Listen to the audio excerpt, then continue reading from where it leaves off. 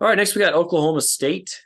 Their number is set at 6 or 6.5. Mike Gundy back yet again for another season where you're never quite sure what's going to happen with this Oklahoma State team.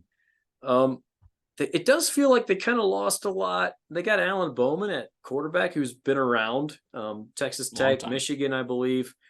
Yeah. It was kind of weird how they lost their former quarterback to Ole Miss and not necessarily even guaranteed a starting spot there. But yeah, I don't know. Like Oklahoma State is one of those schools that you focus less on the individual names and more on the system and maybe the schedule. Like if you're talking an over/under and schedule. Speaking of schedule, I'll just run through it a little bit. Central Arkansas at Arizona State. Who knows what they could be this year? South Alabama. Then they go to Iowa State, who could be a little rough this year. Kansas State at home. Kansas at home at West Virginia. Cincinnati, Oklahoma, UCF, Houston, BYU. So you're missing Texas. You're missing, I was thinking, TCU. I don't know. Like this to me felt like a pretty easy schedule for Oklahoma State. There's no doubt that the non-con is, but so you mentioned Spencer Sanders leaves. He goes to Ole Miss. Right. He is in an all-out QB battle in Oxford, Mississippi right now. He had no guarantee of starting time. Yeah. Okay, and Oklahoma State absolutely fell apart last year. True. Like it was not good. Now they were good in 2021, but last year was not good. The defensive coordinator from 2021, he's at Ohio State now, right?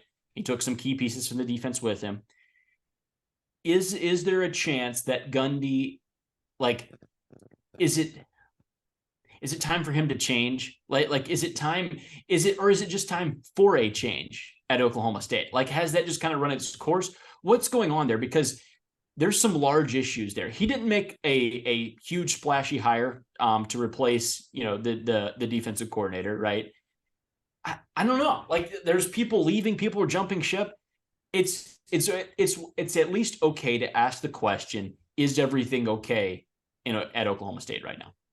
Yeah, I think it's definitely fair to question that. I also think we've seen kind of Mike Gundy be in a hole before and figure it out.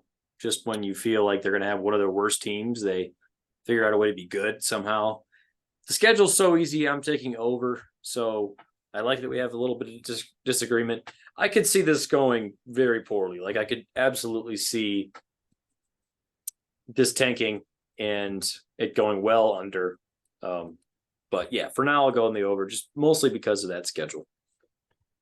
Oklahoma State, they took 22 commits in this past year's class. Wow. None of which were higher than a 3-star. They were either 3 stars or lower. So they got no 5s and no 4s. And the talent gap, doesn't matter is what we've been told. So they've been sneaky bad at recruiting. Like, yeah, true. At least as far as stars, like I guess they do a pretty good job of identifying underrated talent and figuring it out. But yeah, you're right. Definitely something to keep an eye on.